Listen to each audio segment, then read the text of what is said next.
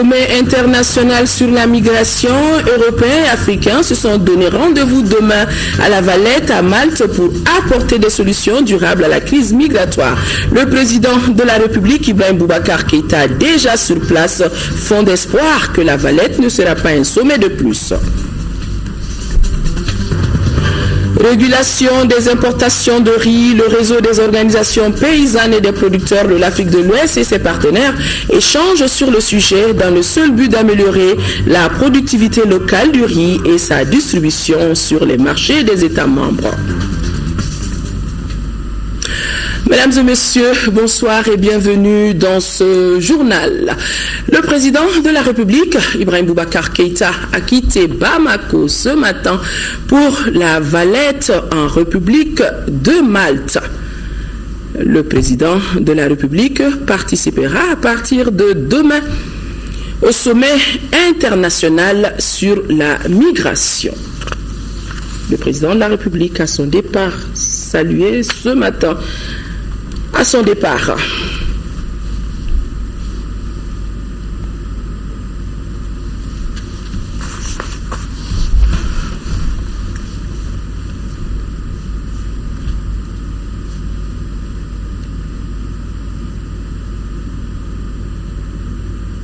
Voilà, salué par l'ensemble des membres du gouvernement, des corps constitués.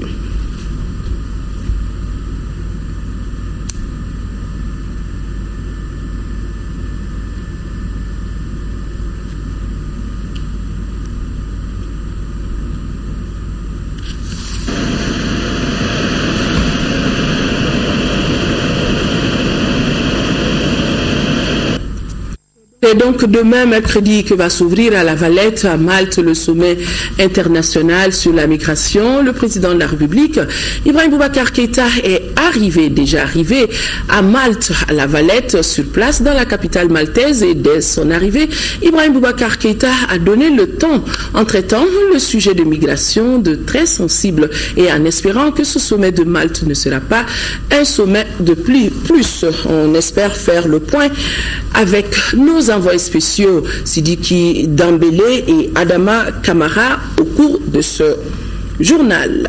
Le Premier ministre, chef du gouvernement, Modibo Keïta, lui poursuit son séjour en Angola. Le chef du gouvernement a été reçu en audience par le vice-président angolais Manuel Domingos Vicente. Les deux personnalités ont échangé sur des questions de développement de l'Afrique avec un accent particulier sur la paix et la réconciliation. Le compte-rendu de l'audience avec nos envoyés spéciaux, Mohamed Diarra et Aboubakar Traoré. Il faut que les dirigeants se mettent ensemble pour bâtir l'Afrique. Cette phrase de notre compatriote fut Maître Alioune Blondin Beye en tant que représentant spécial du secrétaire général des Nations Unies en Angola. Les autorités angolaises l'ont encore en mémoire. Elles l'ont rappelé au Premier ministre Modibo Keïta au cours des différents entretiens que ce dernier a eu avec le vice-président angolais Manuel Domingo Vicente et le ministre angolais de l'Éducation Penda Simao. Le vice-président angolais est revenu sur le rôle déterminant que le Mali a joué pendant la guerre civile que l'Angola a connue. Et c'est pourquoi d'ailleurs ici l'Angola est considérée comme la seconde nation du Mali. Le Premier ministre Modibo Keïta lui a salué les progrès que le pays enregistre après la guerre. Pour le chef du gouvernement malien, notre pays a beaucoup à apprendre du peuple angolais par rapport à la gestion post-crise. En tout cas, de ces différents entretiens, c'est dégager une identité de vue sur la question du développement devant aboutir à la paix et à la stabilité en Afrique. Autre activité pour le chef du gouvernement à Luanda, le Premier ministre Modibo Keïta a assisté cet après-midi à l'inauguration de la nouvelle Assemblée nationale de l'Angola. La bâtisse qui resplendit au cœur de la capitale Luanda a coûté plusieurs centaines de millions de francs CFA. Il a été inauguré par le président José Eduardo dos Santos en présence de plusieurs autres personnalités. Et cette cérémonie, on le rappelle, entre dans le cadre des activités festivités de célébration du 40e anniversaire de l'accession de l'Angola à l'indépendance. Des images que nous serons en mesure de vous proposer dans nos éditions de demain. Ici à Bamako, le président de l'Assemblée nationale, l'honorable Issaka Sidibé, a reçu successivement la présidente de la plateforme des femmes leaders du Mali et de l'ambassadeur de l'Union européenne auprès de la République du Mali. On fait le point de ces audiences avec Nouhoum Sissoko. La première audience du président de l'Assemblée nationale ce matin, c'est celle accordée à la présidente de la plateforme des femmes leaders du Mali. Cette organisation féminine était venue dévoiler au président de l'hémicycle certaines de ses préoccupations. Nous avons discuté de la feuille de route des femmes, des priorités que nous avons dégagées ensemble avec toutes les femmes du Mali pour voir comment nous pouvons aujourd'hui prendre notre place dans ce processus de réconciliation nationale et d'une paix durable. Le deuxième point que nous avons abordé avec le président, c'est la question du quota. C'est une préoccupation pour nous les femmes aujourd'hui de voir que ce dossier persiste sur la table de l'Assemblée nationale et nous avons beaucoup discuté de cette question et nous pensons vraiment et nous souhaitons ardemment que cette épine sorte de nos pieds. Et l'autre sujet que nous avons abordé, c'est la révision de la loi sur l'indemnisation des victimes. Parce qu'on s'est rendu compte qu'à l'intérieur de cette loi, on a un peu mis en veilleuse la situation des femmes et des filles qui ont été victimes de différentes violences faites aux femmes et aux filles pendant la crise. Et nous avons donc demandé au président de revoir cette loi et d'intégrer la dimension des violences graves qui ont été commises dans notre pays pendant la crise. L'ambassadeur de l'Union européenne auprès de la République du Mali, lui, a rendu une visite de courtoisie au président de l'Assemblée nationale. Les deux personnalités ont aussi échangé sur le rôle que jouent leurs institutions respectives au Mali. Je voulais entendre Monsieur le Président sur la manière dont il conçoit le rôle de son institution, bien sûr de manière générale, et puis dans le moment très important pour votre pays qui est la mise en œuvre de l'accord d'Alger, et donc mieux comprendre quelle était l'implication, le rôle qu'il voyait à différentes étapes du processus, parce que naturellement la représentation nationale a forcément un rôle clé, et il nous a donné bien sûr quelques orientations et indications à ce sujet. Et puis c'était aussi l'occasion d'expliquer ce que fait l'Union européenne dans votre pays, parce que la forme prise par nos actions ici a beaucoup évolué au cours des différentes années, en préservant l'acquis qui est celui de notre présence historique, à savoir l'accompagnement du développement et de la démocratie, mais aussi de plus en plus avoir un rôle diplomatique politique, à la fois dans la vie politique du pays, suivre la vie politique du pays, et puis contribuer à préparer et puis accompagner ce processus de paix. L'ambassadeur de l'Union européenne auprès de la République du Mali a pris fonction il y a seulement quelques semaines. Installation ce matin du comité de relecture de la loi électorale et de la charte des partis politiques. Ce comité d'une quinzaine de membres, dont 9 représentants de partis politiques de différentes tendances. Et le groupe de travail s'attelle à trouver la cohérence entre la loi électorale et l'accord pour la paix et la réconciliation. Le comité a été installé par le ministre de l'administration territoriale, Abdoulaye Idrissa Maïga, et le compte-rendu est signé de Moïse Traoré. La loi électorale de 2006 a subi 3 modifications, contrairement à la loi portant charte des partis politiques de 2005. La source des 2 instruments juridiques étant la Constitution du 25 février 1992, il convient aujourd'hui de rendre les textes conformes avec les nouvelles réalités sociopolitiques. Le ministère de l'administration territoriale attend de vous une analyse approfondie des textes en vue de faire ou de lui faire et d'en faire aussi à la classe politique des propositions visant à rassurer plus de cohérence entre la loi électorale et l'accord pour la paix et la réconciliation, on m'a dit, issu du processus d'Alger. Il vous revient également de traduire dans la loi électorale la disposition de l'accord qui vise l'élection des membres du Conseil de cercle au suffrage universel direct. La notion de tête de liste, par exemple, a reçu une consécration légale, faisant du candidat en tête de liste ayant obtenu le plus grand nombre de sièges, le maire ou le président du conseil régional.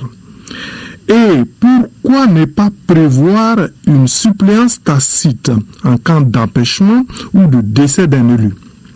Le comité de relecture présidé par le conseiller technique Mamani Nassiré a l'attitude pour consulter les présidents des partis politiques en vue d'analyser les différentes suggestions. Avec un mandat de 3 mois, le présent comité compte 15 membres, dont 6 de l'administration territoriale et 9 des différentes tendances politiques. Quelle place pour les banques de céréales dans la gestion de la sécurité alimentaire? C'est à cette question que tentent de répondre des participants à un forum consacré à la recherche de solutions aux crises alimentaires de notre pays. Aloussene Touré nous explique les enjeux d'une telle rencontre. La présente concertation, qui est l'aboutissement d'un long processus, vise à mettre en commun les collectivités territoriales, les autorités régionales et l'ensemble des acteurs impliqués dans le domaine en vue de réfléchir sur la sécurisation et la pérennisation des banques de céréales. La gestion de ces stocks a fait l'objet de suivis réguliers de la part du CSA. Toutefois, force est de constater que les défis reliés à la gestion de ces stocks de proximité sont nombreux. Comme défi, nous citons entre autres le non-renouvellement régulier des stocks à hauteur de souhait par les populations bénéficiaires, le non-paiement des impayés des crédits de céréales, la non-pertinence des types de céréales mises dans les banques. Les participants mettront à profit cette opportunité pour proposer des solutions à même de contribuer au renforcement de la politique de sécurité alimentaire. La présente concertation nationale sur la gestion des banques de céréales s'inscrit dans la poursuite de cette dynamique de recherche des solutions appropriées pour l'amélioration de la gestion et le renforcement des stocks de proximité des populations des communes. Elle constitue un cadre approprié pour débattre avec les collectivités territoriales décentralisées, les autorités régionales et l'ensemble des acteurs impliqués sur les conditions de pérennisation et de sécurisation des banques de céréales. Les résultats issus de la présente concertation serviront à alimenter la réflexion pour une meilleure prise en charge des banques de céréales au Mali. L'Europa, c'est le réseau des organisations paysannes et des producteurs de l'Afrique de l'Ouest et ses partenaires, anime un atelier régional pour la régulation des importations de riz. Ces initiatives et stratégies nationales et régionales en Afrique de l'Ouest, ces spécialistes veulent du coup améliorer la productivité du riz sur les marchés des États membres. Cérémonie suivie par Mariam Sagara. Des experts du riz se sont retrouvés au Mali pour réfléchir sur comment protéger le riz local et comment soutenir la culture du riz. Avec l'appui des partenaires techniques et financiers burkinabés, ivoiriens, sénégalais, béninois, nigériens, maliens pour réguler l'importation du riz.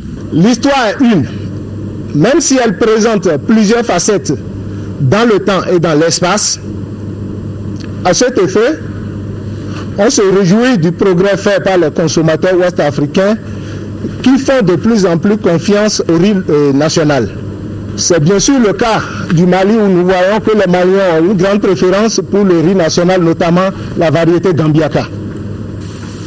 La régulation des marchés s'inscrit dans un cadre plus large de débat en économie du développement où se pose notamment la question du rôle respectif de l'État et des acteurs privés dans la régulation des activités économiques.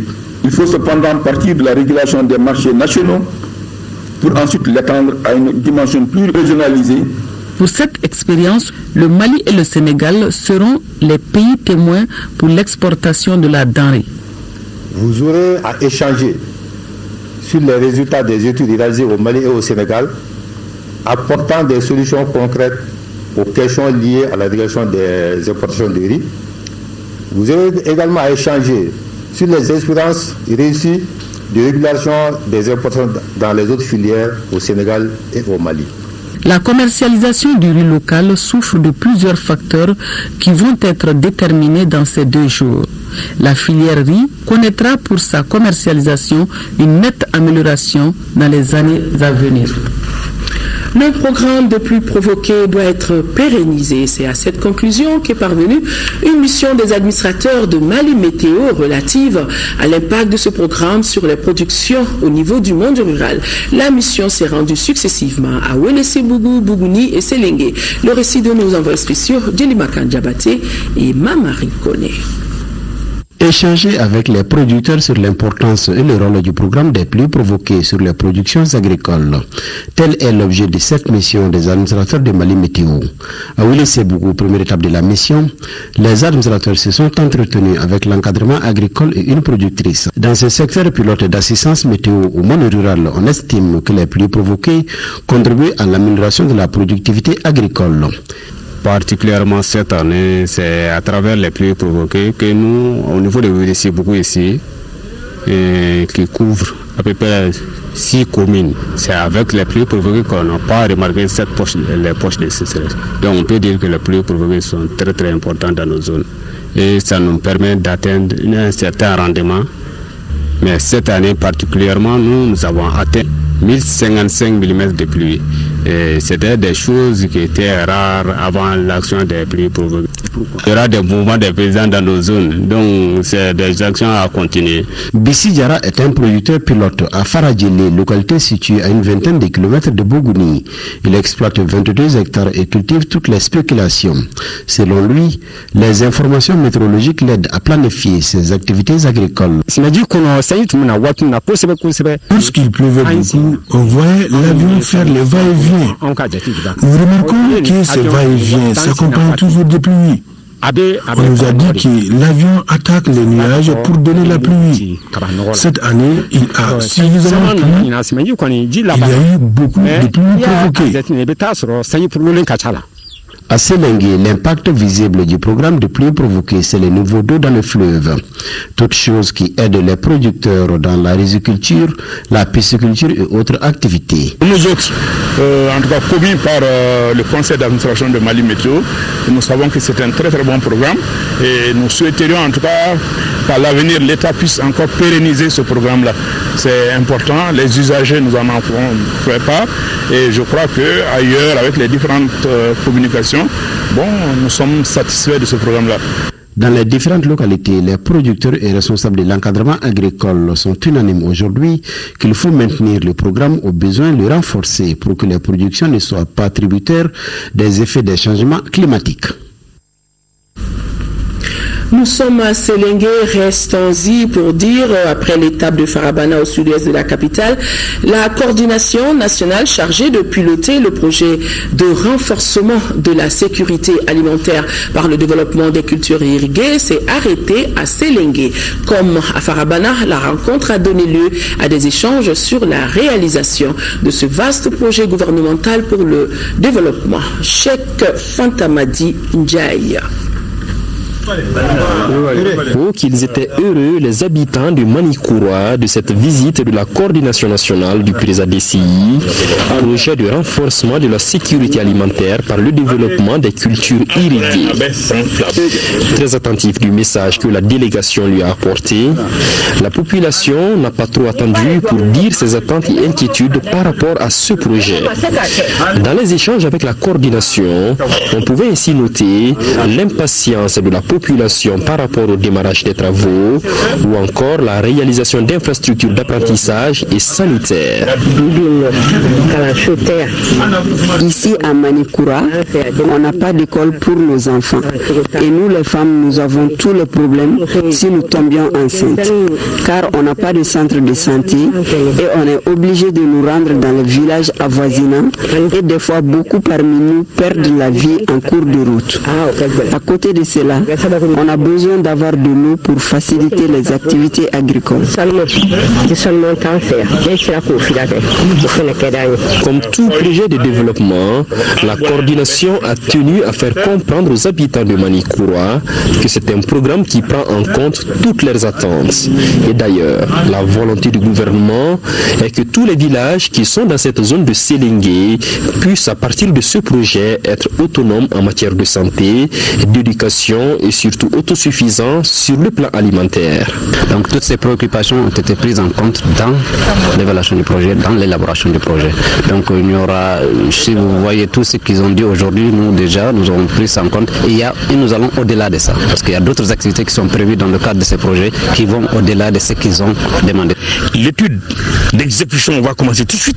Ça va prendre à peu près une dizaine de mois. Donc l'année prochaine, à pareil moment, on sait l'entreprise qui va exécuter les travaux et pour eux, le projet aura démarré. Mais entre-temps, on va faire des activités qui consacreront aussi le démarrage du projet. Il faut préciser qu'en plus de Manikura, la zone de Selengue compte d'autres villages comme Koutouba 1 et Koutouba 2, Dalamé et Sokona.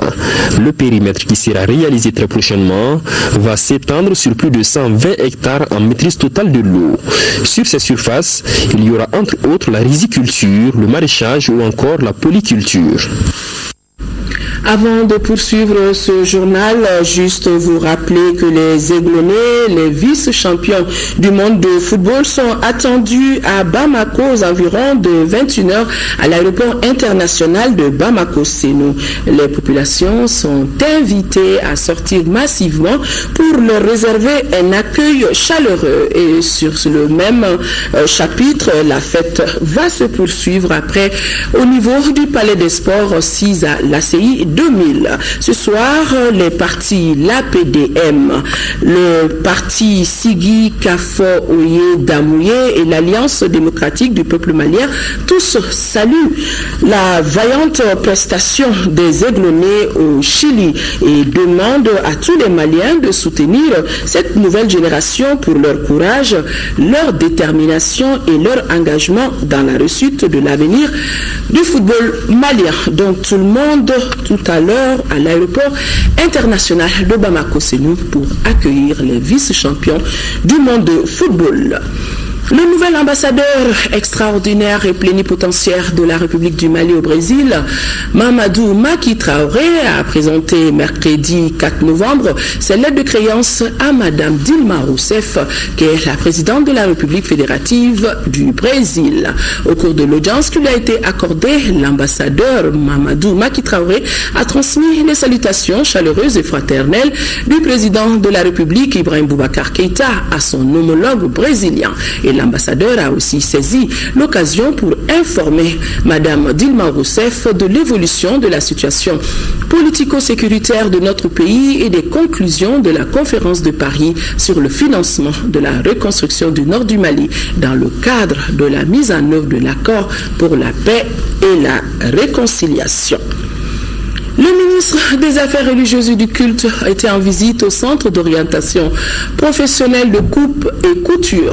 Monsieur Tcherno Amadou Oumar Asdiallo rendait visite ainsi à la centaine de jeunes filles musulmanes qui bénéficient d'une formation de 3 ans. Et cette formation est le fruit d'un partenariat entre le ministère de l'Emploi et l'Association des jeunes musulmans du Mali. Alpha Meiga était de la visite. Plus de 40 ans que le centre d'orientation professionnelle de coupe et de couture existe. Et parmi ces 800 pensionnaires, une centaine sont de l'Union nationale des jeunes musulmans du Mali. Le ministre des Affaires religieuses leur rend visite. Cette bourse a été acquise par l'UJIMA, l'Union nationale des jeunes musulmans du Mali. Alors donc je suis venu comme pour être requinqué que ce message et cette vision du président de la République d'offrir un travail à l'ensemble des jeunes du Mali, sans distinction de langue, d'origine, de spécialité. Alors voilà, donc nous sommes dans une des preuves de cela, et grâce donc à l'UJIMA et à la bonne volonté de M. Fané, donc il devient une chance à saisir, une alternative, donner de l'emploi aux jeunes arabophones, arabisants, afin qu'ils s'éloignent de tout emballement, pouvoir les faire basculer dans l'extrémisme. Plus de 25 millions de francs CFA, c'est le coût de la formation de la colonie de l'association dont l'âge varie entre 35 et 16. La formation va durer 3 ans et le ministre de rassurer. Les bonnes volontés ont joué leur partition, l'UJIMA, et maintenant nous sommes interpellés en tant qu'État. Qu'allons-nous faire pour qu'à leur sortie, dans 2 ans, 3 ans, ils aient des moyens pour eux-mêmes de s'installer à leur compte. Le centre d'orientation professionnelle de coupe et de couture est à Wolfebougou, en commune 3 du district de Bamako. Voilà, je vous le disais, le président de la République, Ibrahim Boubacar Keïta, est arrivé à La Valette, à Malte, pour prendre part, à partir de demain, au sommet international sur la migration. Le président de la République, en arrivant déjà à donner le ton, en traitant le sujet de migration de très sensible et en espérant que ce sommet de Malte ne sera pas un sommet de plus. On fait le point avec nos envoyés spéciaux, Sidiki Dambélé et Adama Kamara. Valette, la capitale maltaise, s'apprête à écrire à partir de ce mercredi une nouvelle page sur ce qu'on peut appeler aujourd'hui, n'ayons pas peur de mots, les drames ou la tragédie de la migration. Il faut en finir avec et ça urge. C'est pourquoi, en venant ici à Malte, à la rencontre de ses pairs d'Europe et d'Afrique, le président de la République, Ibrahim Boubacar Keïta, entend poser, je cite, les jalons d'une future migration maîtrisée et conforme aux intérêts des peuples. Fin de citation. Et pour y arriver, ce sommet de La Valette ne doit pas être un de plus. Il faut des débats francs, des engagements fermes de part et d'autre, mais il faut surtout, in fine, une convergence des volontés. Le sujet est un sujet très sensible. Nous espérons que ce n'est pas un sommet de plus. C'est un sommet utile, un sommet de solidarité, un sommet de profonde compréhension humaine, sur une base de réflexion égale, de grande considération, et surtout que chacun saura ici poser les jalons d'une politique de migration maîtrisée à hauteur de souhait et conforme aux intérêts des peuples, que nul ne pourra brider indéfiniment. Tant que les problèmes de développement vont se poser, tant que les problèmes de guerre vont se poser, tant qu'il y aura des problèmes de gouvernance et des problèmes d'insécurité, ces questions-là demeureront. Alors il est bon, il est, je crois, de mise qu'ensemble nous venions encore être ici à Malte avec nos amis européens. Nous sommes en tout cas, nous, venus avec la plus grande ouverture et avec la meilleure volonté possible, en fondant beaucoup d'espoir sur ce sommet de Malte, qui, je dis encore une fois, ne doit pas être, et ne devrait être en aucun cas, un sommet de plus. Vous savez, je me fais beaucoup d'illusions depuis quelques temps maintenant. Je pense que nous pourrons avancer si les volontés convergent. Et je ne doute pas qu'elles vont le faire. Les sujets interpellent, les attentes sont grandes, très grandes, et tous les regards sont tournés déjà vers le centre de conférence méditerranéen qui abritera ce sommet international sur la migration ce mercredi et jeudi. Oui, Sidiki Dambélé, pour vous compléter, juste rappeler que le Mali est plus que jamais intéressé par ce sommet parce que plusieurs de nos compatriotes vont à l'extérieur. Les responsables du réseau des communicateurs traditionnels Recotrade ont rendu visite au chef de griot de Bamako pour présenter le nouveau président de l'organisation. À cette occasion, les membres de Recotrade ont remercié les griots de Bamako et les autorités pour leur soutien qu'ils ont apporté lors du rappel à Dieu de leur collègue El Haj Oumar Soumano. Écoutons le vice-président du Recotrade, Amadou Ndagamaïssa. Il est au micro de Moussa Fani. L'objectif de notre visite chez le chef de griot de Bamako, c'est qu'il y a quelques 2 semaines, on a perdu le président du Recotrade, Cheikh Oumar Tidiane Soumano. Tous les griots de Bamako, sans exception, tous les griots des 8 régions du Mali étaient là pour assister à l'enterrement. Donc on s'est dit, c'est l'occasion de venir chez le chef de griot de Bamako pour le remercier au nom du réseau des communicateurs traditionnels. À son tour, qu'il remercie tous les griots de Bamako, parce que réellement le jour de l'enterrement de Cheikh Oumar, on ne s'est pas retrouvé seul. Et on profite aussi pour remercier toute la noblesse malienne, parce que tout le monde était là, sans exception, du nord au sud. Singulièrement, nos institutions, le président de la République et tout son cabinet, la primature, tous les ministres du gouvernement, les présidents des institutions. Nous, on s'est dit, il faut qu'on vienne chez le chef de griot pour lui remettre vraiment les honneurs et dire aussi, désormais, le président, c'est Mokhtar Kone. Nous remercions singulièrement le ministère de la Réconciliation nationale et le ministère de la Culture qui nous ont soutenus avec avec tous les moyens pour que nous puissions faire l'enterrement de notre président dans l'honneur et la dignité. Aujourd'hui, le vieux sage nous a donné des conseils en disant qu'il faut qu'on tienne haut le flambeau des griots. Parce que le griot, c'est quelqu'un qui doit éduquer, qui doit conseiller. On doit véhiculer un message de paix aujourd'hui parce que le Mali a besoin de ça. On doit, partout où nous passons, au baptême, au mariage, à toutes les cérémonies, de demander aux Maliens de se donner la main. Parce que si on se donne la main, on va construire notre pays et le pays a besoin de paix. Le griot ne doit pas déchirer, le griot ne doit pas insulter, mais le griot, c'est un homme qui est là pour construire. Voilà, qui est bien dit. 11e édition des Journées maliennes de la qualité. Cette année, l'association malienne de la qualité, organisatrice de l'événement, s'intéresse au management de la qualité dans les banques et les BTP, sociétés de bâtiments et travaux publics.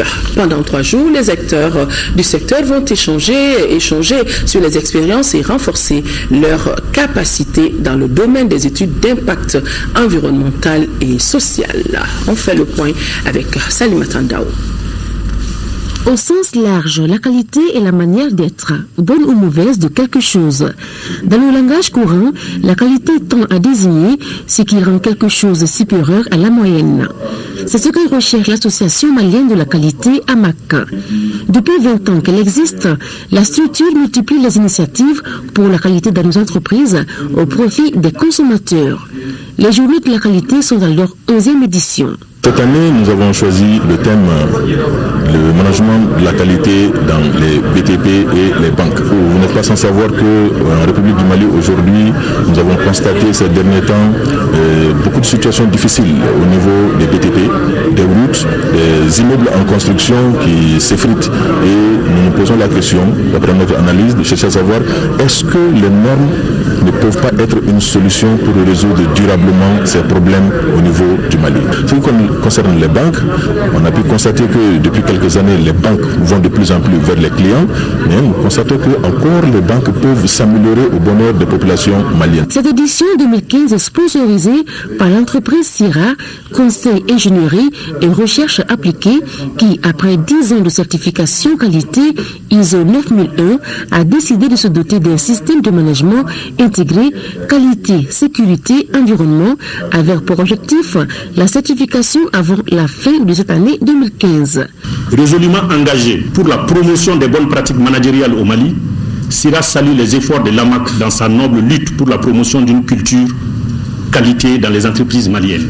L'implantation et le développement du management de la qualité constituent pour notre pays un défi majeur qu'il nous revient de relever, administration aussi bien que secteur privé, afin d'offrir aux consommateurs des produits sains, sûrs et de bonne qualité. Le Burkina Faso et la Côte d'Ivoire ont été invités à cette rencontre sur la qualité des services proposés par les banques et les BTP. Seuls les Ivoiriens ont pu faire le déplacement. Ils sont présents avec le magazine de la normalisation et de la certification en Afrique.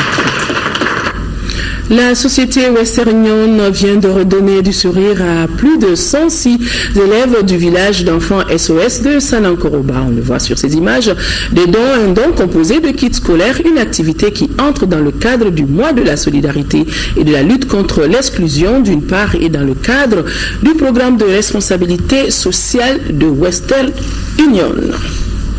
L'événement a été marqué par la visite des familles et infrastructures scolaires et une prestation des enfants du jardin. De nos jours, le village SOS Enfants de Sanankoroba prend en charge plus de 138 enfants, 80 garçons et 58 filles dans 15 habitations familiales.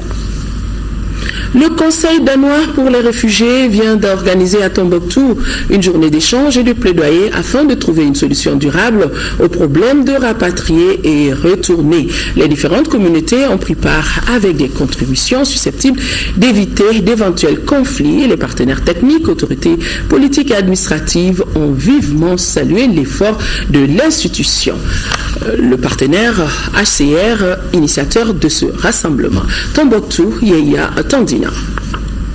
Soutenir la cohésion sociale entre les différentes communautés pour prévenir d'éventuels conflits et rechercher des solutions durables aux besoins des rapatriés, retournés et populations hautes en termes de résilience que le Conseil danois pour les réfugiés DRC avec son partenaire HCR a initié la présente rencontre à Tombouctou. Toutes les communautés réunies à Tombouctou, dans la région de Tombouctou, on les a fait venir ici pour qu'ils discutent ensemble, pour trouver des solutions vraiment aux difficultés liées à la cohésion sociale et également les difficultés liées au retour des rapatriés, PDI et personnes les déplacés et la population haute. Nous sommes le partenaire de cette activité, mais cette activité rentre dans le cadre des priorités du gouvernement du Mali. Le Haut Commissariat des Nations Unies pour les réfugiés est une institution des Nations Unies. Et qui dit institution des Nations Unies dit institution voulue par tous les États, dont le Mali. Les témoignages des différents leaders communautaires, rapatriés et retournés, ont retenu l'attention des autorités administratives déterminées à la protection humaine. Le Mali est un pays profondément attaché à la protection des réfugiés. Cela s'illustre éloquemment par l'adoption et la ratification d'un certain nombre d'instruments juridiques à la fois nationaux et internationaux. Aujourd'hui, plus que jamais, face au retour progressif des rapatriés et retournés, la recherche des solutions durables dont les piliers sont la réinstallation et la réintégration devient un objectif politique prioritaire pour le gouvernement du Mali.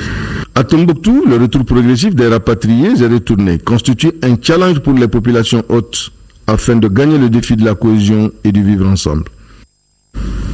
Voilà, c'est donc tout pour ce journal. Merci de l'avoir suivi. L'information reprendra ses droits demain 10h. Ça sera une présentation de Rachel Tessougué. Excellente nuit à nos téléspectateurs du foyer Bara de Montreuil. Montreuil, c'est en France.